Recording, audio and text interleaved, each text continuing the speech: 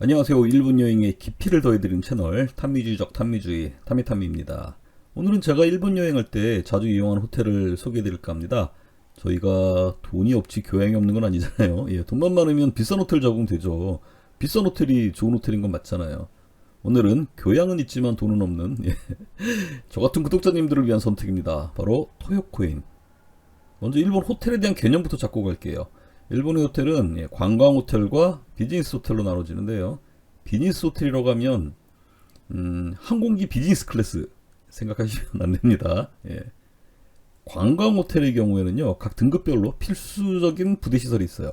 5성급 호텔이다 그러면 음식 서비스 해주는 레스토랑, 바, 뭐 운동하는 피트니스 센터, 수영장, 스파 등등 이런 부대 시설이 필요하거든요. 예, 그래서 방이 아무리 좋고 서비스가 극진해도 필수적인 이런 부대 시설이 없으면 좋은 등급을 받을 수가 없습니다. 그래서 일본의 료칸인 경우에 역사도 있고요. 정말 서비스 좋기로 정평이 나 있어도 등급을 굳이 따져보면 3등급도 안 되는 경우도 많아요. 옛날 전통 료칸이다 보니까 부대 시설들이 없어서 그렇습니다. 자, 그러면 비즈니스 호텔은 뭐냐? 일본이 국토가 길잖아요. 그래서 전국을 커버하기 위한 출장을 참 많이 다녀야 되는 나라예요. 일본의 수많은 출장자들이 다른 도시로 출장을 갔을 때 묵을 숙소 필요하겠죠. 그런데 이들은 그야말로 출장이기 때문에 부대 시설을 이용할 시간적 여유가 없겠죠. 그야말로 잠만 잘 수 있는 숙소가 필요한 거예요. 저도 회사 다니던 시절에 지방 지점에 출장 진짜 많이 다녔거든요.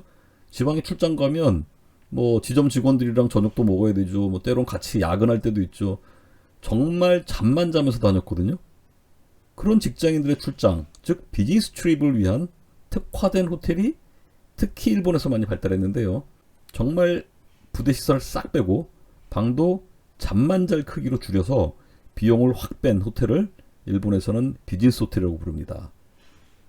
대신 바쁜 출장자를 위해 아침 식사는 간단하게나마 제공하고, 일본 출장자인 경우에는 대부분 기차로만 이용하기 때문에 대체로 역 근처에 좋은 위치에 자리 잡고 있습니다. 저 같은 경우 일본을 느긋하게 즐기기 위한 여행보다는 한 군데라도 더 보고 역사적 현장들을 눈으로 확인하고 싶은 답사가 위주인 여행을 주로 하다 보니까 우선 위치가 역 근처여야 되고요. 가능하면 아침도 주는 곳으로 선택합니다. 사실 그 외에 숙소의 조건은 뭐 저한테는 중요하지 않아요. 동남아 리조트를 선택할 때와는 완전히 다른 접근을 하는 편입니다. 특히 유럽의 숙소를 정할 때는 이게 참 힘들어요. 유럽은 가족이 운영하는 작은 호텔들 위주이기 때문에 퀄리티가 예상과 너무나 다른 경우가 많습니다.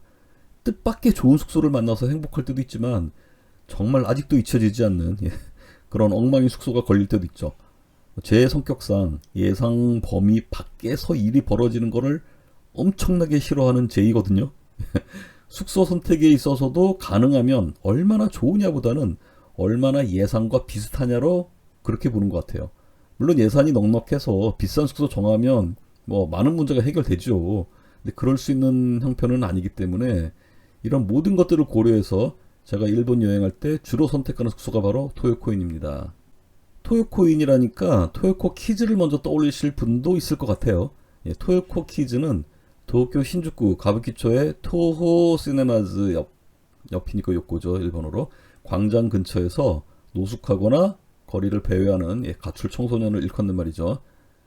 그러나 토요코인은 도쿄의 토, 요코하마의 요코, 그리고 숙박업소를 뜻하는 인을 합한 걸로 도쿄 요코하마 수도권 중심으로 해서 1986년에 시작된 일본 호텔 체인입니다.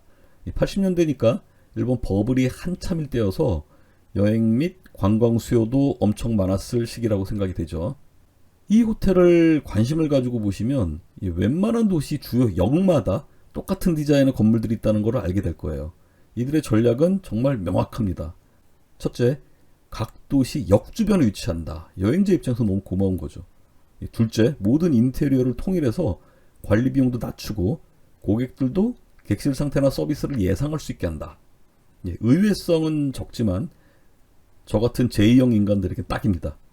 셋째, 가격도 출장자들의 예산에 맞게 7만원에서 한 10만원 선입니다. 이들의 원래 목표 가격이 US 달러 기준으로 40에서 50불이었다고 해요. 뭐 가격은 개인에 따라서 비싸게도 싸게도 느껴질 수 있는 거지만 이 호텔의 서비스 수준을 알게 된다면 그걸 기준으로 바로 판단이 되겠죠.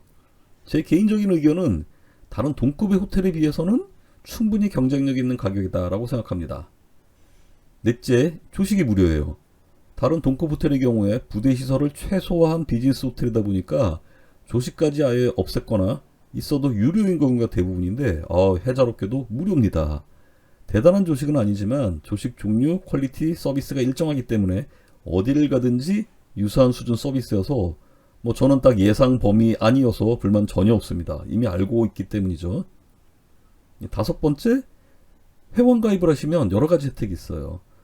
평생 회비는 1,500엔, 우리 돈으로 한 15,000원 정도 되겠죠? 가입하시고 나면 10박당 1박이 무료고요. 매 숙박시마다 5% 할인을 해줍니다.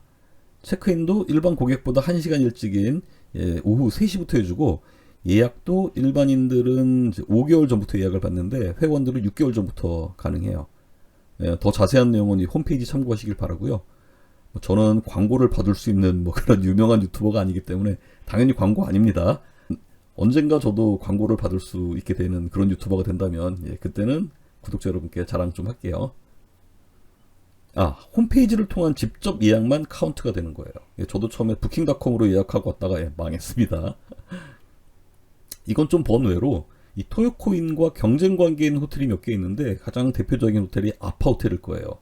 이 호텔도 일본 여행 많이 하신 분들께는 한 번쯤 눈에 띄었을 호텔일 겁니다. 토요코인과 마찬가지로 역 주변에 꼭 있는 호텔 중에 하나거든요. 그런데 여기는 한국인이라면 좀 꺼림직한 요인이 있는 게 이 호텔의 오너분이 아주 유명한 일본 극우 혐한이신 분이라고 하더라고요. 정치적인 이슈들 제 영상에선 가급적 쓰진 않지만 저도 잘 모르고 몇 번 묵었던 적이 있었는데 그때 방마다 비치되어 있는 책을 보고 좀 놀랐던 기억이 있어요.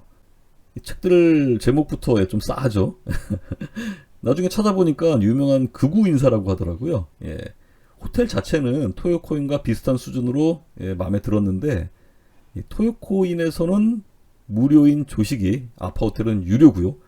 나중에 극우란 얘기까지 듣고 나니까 굳이가 되었습니다. 숙박도 여행에서 매우 중요한 요인이죠. 토요코인은 비즈니스 호텔입니다. 방도 작고 부대시설 아무것도 없어요. 그렇지만 이런 부분을 알고 가면 예상했던 수준에서 벗어나지 않는 서비스랑 이런 객실 상태가 오히려 장점이 됩니다. 저같이 제2인분들에게 탐미탐미가 추천하는 일본 비즈니스 호텔 토요코인이었습니다. 이 토요코인에 대한 그 내부 영상들 다음 영상에 좀 더 자세히 설명을 드리도록 할게요. 끝까지 시청해주셔서 감사합니다.